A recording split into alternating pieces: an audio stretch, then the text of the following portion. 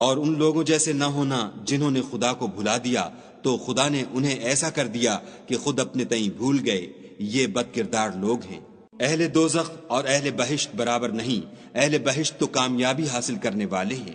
اگر ہم یہ قرآن کسی پہاڑ پر نازل کرتے تو تم اس کو دیکھتے کہ خدا کے خوف سے دبا اور پھٹا جاتا ہے، اور یہ باتیں ہم لوگوں کے لیے بیان کرتے ہیں تاکہ وہ غور کریں۔ وہی خدا ہے جس کے سوا کوئی معبود نہیں، پوشیدہ اور ظاہر کا جاننے والا، وہ بڑا مہربان نہایت رحم والا ہے۔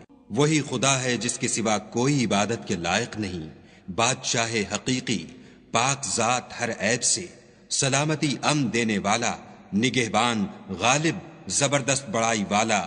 خدا ان لوگوں کے شریک مقرر کرنے سے پاک ہے۔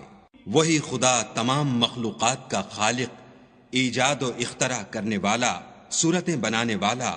اس کے سب اچھے سے اچھے نام ہیں۔ جتنی چیزیں